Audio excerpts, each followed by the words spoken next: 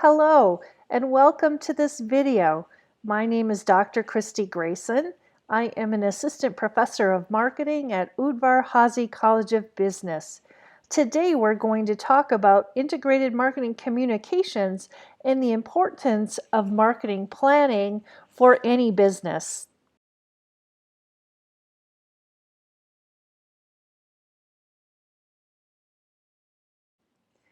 As a marketer, one of your most important roles is to ensure that you are using a proper planning process. What we're going to learn today in this module is to describe your role as a marketer and how you fit into the broader picture of the strategic planning, business planning, and marketing planning process for your organization. You're going to create your specific marketing communication goals that aligns to the highest level objectives for your business. As we go ahead and begin to plan your marketing plan and your initiatives and your tactics, we're going to ensure that we ladder up to those highest level goals so that your executives know that what you're spending for marketing and what your plans are spending time and money on the right things that align to that broader objective or strategic plan for the company.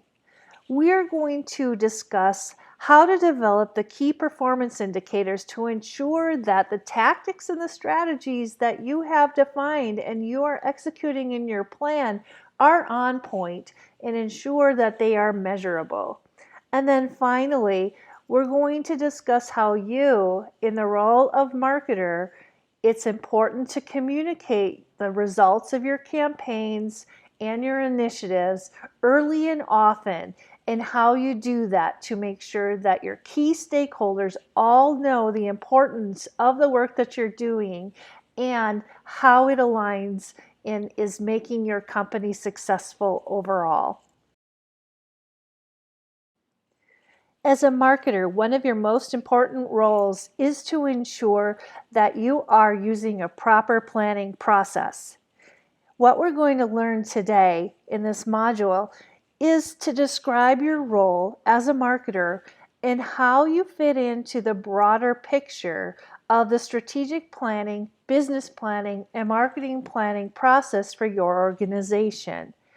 You're going to create your specific marketing communication goals that aligns to the highest level objectives for your business.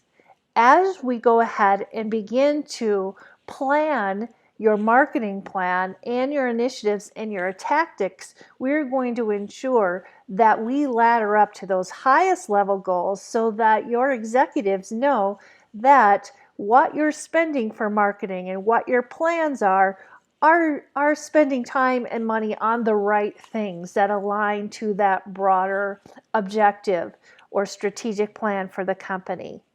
We're going to discuss how to develop the key performance indicators to ensure that the tactics and the strategies that you have defined and you are executing in your plan are on point and ensure that they are measurable. And then finally, we're going to discuss how you, in the role of marketer, it's important to communicate the results of your campaigns and your initiatives early and often, and how you do that to make sure that your key stakeholders all know the importance of the work that you're doing and how it aligns and is making your company successful overall.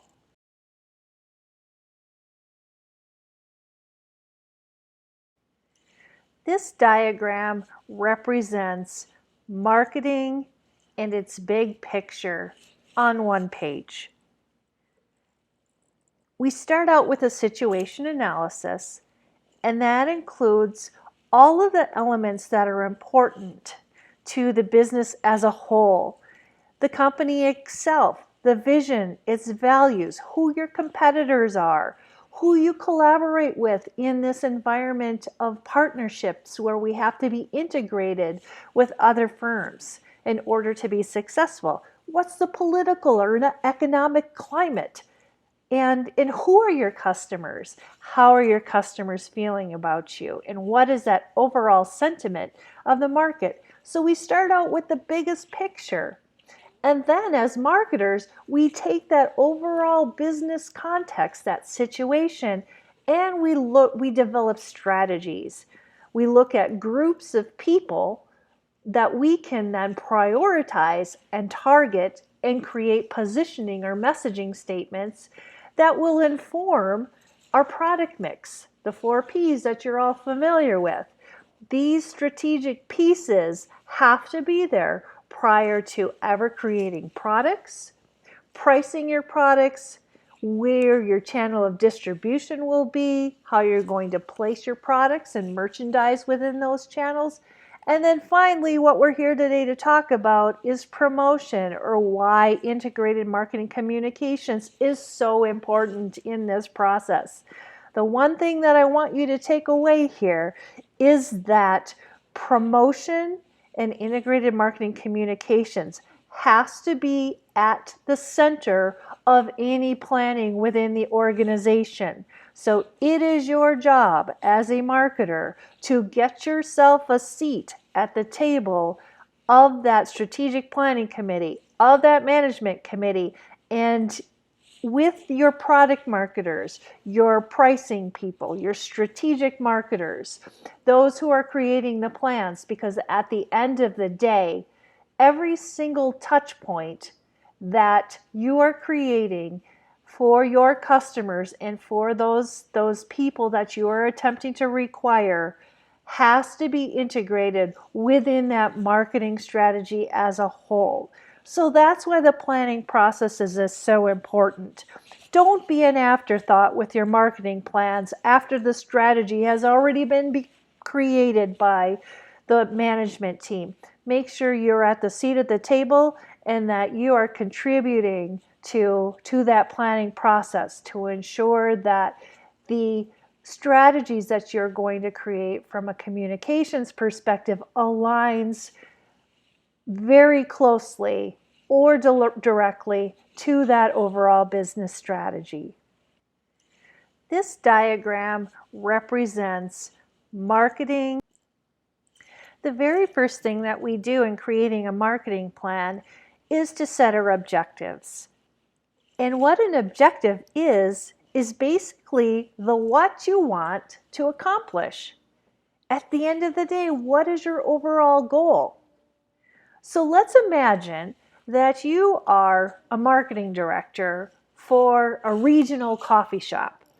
So this isn't your large coffee shop like a Starbucks. Say you're a relatively new coffee brand, but you're in several states and you're wanting to perhaps increase your market share in some of the states that you're in. That would be an objective. Maybe you are thinking about placing a new store on a college campus. So that would be an objective, is to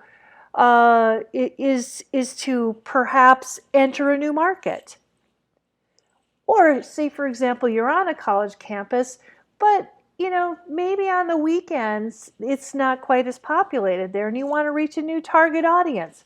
Perhaps you want to target some people who live in the neighborhood, or maybe during the week you want to target the consumer population. All of these things are objectives. So at the end of the day, it's the what you are trying to accomplish. Sometimes these objectives isn't about growing customers or growing sales. It might be your management team or the CEO, the owner might come to you one day and say, hey, you know what? We got to cut spend. That's never a great conversation to have, because as a marketer, we all want to grow. But there's great ways in the world of digital marketing to be able to cut your spending and make sure that every dollar that you're spending goes towards obtaining new sales or new customers. So that's just another example of an objective that might be on your marketing plan. So again, this is where we start. We want to identify the what's that we are trying to accomplish, and these objectives again will ladder up to those higher level business strategies. The very first thing that we do in creating a marketing plan, an important element in defining your objectives, is a formula that is used all throughout business, regardless of the functional area that you are in. This is the same for marketing. When we're developing our objectives, such as increasing sales, we want to ensure that we follow the SMART formula. And what SMART stands for is specific, measurable, attainable, relevant, time-bound, and then you could even have smarter objectives in evaluating and reevaluating. So you likely have heard of the SMART formula before if you have taken other business courses. But what we want to ensure, if we go through each of these letters, specific is that let's be very concrete in what exactly we're trying to set as an objective. Is it specific enough where you're going to be measuring it, be able to measure it? Is it simple? For example, if it is, you're again this coffee shop, maybe what you want, maybe your specific objective is to increase the number of college students that come during Monday and Fridays, during the school day. That would be a specific objective. Measurable. You have to be able to count and measure this objective. You can't just look at overall sales. You're interested in that college market. So that has to be measurable. Attainable. Attainable meaning you're going to set an objective of X number of college students. Maybe you want to increase the number of college students from Monday through Friday by 20% at the end of the year. So make sure that it is attainable in that it's not too lofty. And the goal that you're setting is agreeable to the executive team or the owner of your store. It's relevant, meaning it makes sense. It's results oriented, not a fluffy goal like the number of smiles on the faces of the customers that come in. It has to be relevant to that business objective that we have, and it needs to be time bound. As I mentioned before, are you looking at a weekly number, a daily number, a quarterly number? Make sure that you know when you're starting and stopping so that at the end of the day you can measure it. And then with any objective, you have to be able to evaluate it in a number of different contexts that's important to your business and be able to be reevaluated and reset. So that's what's important about developing objectives, is that you use the SMART formula.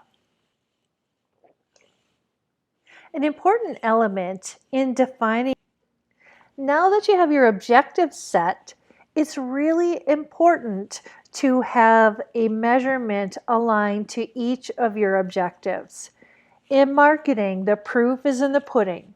There is nothing more frustrating to an executive or a business owner than to spend marketing dollars without understanding the impact it has on the firm's objectives.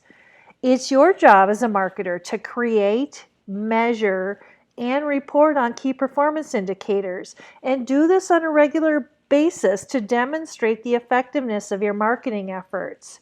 I've put together for you a list of very common marketing metrics that will be posted in Canvas. What I want you to do is think about those, a few of these metrics or key performance indicators that you can use to create a marketing scorecard. And a marketing scorecard is just a one-pager or a dashboard that you can provide to your key stakeholders to let them know on a frequent basis how well you're doing on the objectives and how you are contributing to the overall health and well-being of the company based on your initiatives. Now that you have your objectives set, it's really important. Now that you've set your objectives, you have an idea of what your performance indicators are. It's time to start pulling together the strategies, your initiatives, and what tactics you're going to use in our marketing toolkit to enhance those strategies or to deliver on those strategies to meet your objectives. So there's a number of different ways that you can do this. You're going to spend significant time thinking about your strategies and the different tactics that you are going to use. We're going to spend much of the semester going through each of the different strategies you can use from a digital perspective, public relations, traditional marketing, and branding. So we're going to package that all up as we move through the course. What I want you to think about as we do this is your deliverable at the end for yourself or for your stakeholders, whether it is your management team or anybody that is helping you need to sell this marketing plan to. You're going to be thinking about creating a brief summary plan, no more than a one-page bullet point plan for this high-level executive team who is going to be wanting you to tell this story on how you're going to help them meet their objectives. So your plan could be a one-pager, it could be an infographic or a PowerPoint slide, but again, it's very brief. For yourself, you're going to make a plan that's much deeper because you're going to have to execute on this plan. And that plan needs to be contained in some sort of project management software or a list that you create or simply a calendar that you write on. It's completely up to you. There's hundreds of ways to do this, but just keep in mind that your plan is going to be nimble. You're going to change as you learn, as you complete marketing campaigns and start to see their effectiveness. So use a tool that's going to be easy and nimble. It could be Microsoft Excel, Project, any other tool, a marketing automation system that you're currently using or that your firm might use. But don't let the document consume you. Let it just be easy and keep you on task. Make sure that it includes the tactics that you're using, whether it's digital campaign, paid media, SEO, public relations. Make sure that you have the objective aligned to that particular tactic and how you're going to measure it. But at the end of the day, create a good living, breathing document just to keep yourself organized and on task with how you are going to evaluate the effectiveness of each of those tactics and your campaigns. Now that you've set your objectives, you have an idea of. At this point in the planning process, you're feeling pretty good. You have your plan. You've started to execute on your campaigns. You're seeing some results. You're measuring your tactics. You're communicating to your stakeholders, and things keep going well. Now, the one thing that's going to happen, because it happens to every marketer, is that there's no day that's the same. Things come up, the environment changes, the priorities for the organization changes, and you have to be nimble and adapt to those, because remember, at the end of the day, whatever you're doing is going to align with those overall business goals. But what happens, and I guarantee this will happen, is that someone will come up to you, because you're the marketing person, you're the communication person, you are in touch with the consumers. The pet project will come up. And pet projects, they're cute and they're fun and they're all really great. And the people who ask you for pet projects, maybe it's a salesperson who isn't quite making their numbers for the quarter and they ask you to do a campaign for them, or maybe there's a party going on or a community event that you think we need to the stakeholder thinks you need to be involved with. These pet projects are going to derail you from your plan, from the goals of the organization. Sure, if the CEO or the owner or your boss at some time asks you to participate and help them with the pet project, of course you're going to do that because that's aligned to the plans of the top level stakeholders. But what I encourage you to do, and always do this, take out your goals, take out the objectives that were set by the organization. If those pet projects do not align with one of those top level objectives, and you cannot align your marketing objectives accordingly, I would suggest to ask them some simple questions. And that could be something like, this is a really exciting, great project. How does it align with the roadmap that we put together? We only have so much time and resources. I want to make sure that I'm spending my time and money accordingly. So bring them back up to their own objectives.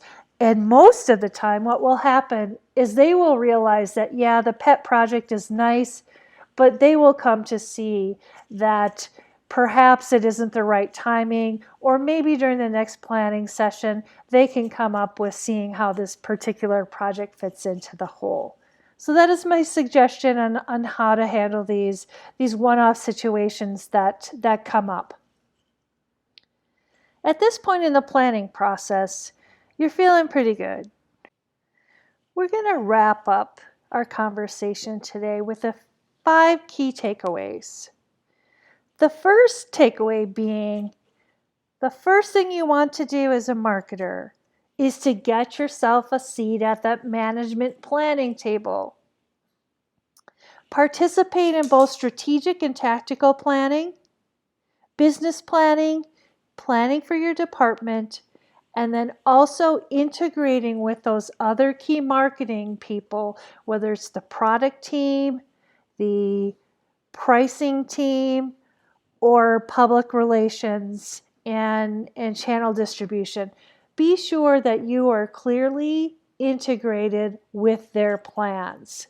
Get a seat at that management table so that you can ensure what you're doing is going to be the right work for the right priorities. We're going to wrap up our conversation today with the second key takeaway is back to objectives again. I want you to make SMART objectives, meaning they're specific, measurable, actionable, relevant, and time-bound. The second key takeaway is back to objectives again. Chances are you may have someone within your organization who believes that marketing is just a waste of time and money. Even though we've come a long way in marketing to be able to measure our worth in nearly every initiative or tactic we embark on, there will be some naysayers in your organization. So we want to beware of the curse of the fluffy marketing. Fluffy marketing, again, are those things that you do that you cannot measure. Oftentimes they are the pet projects we talked about. So be sure that you have very clear measurable objectives. If it happens to be more of a non-measurable campaign, try hard to find some type of key performance indicator to be able to tie back to that campaign so it doesn't appear that it is just money that was spent that we can't account for. Chances are you may have someone within your organization.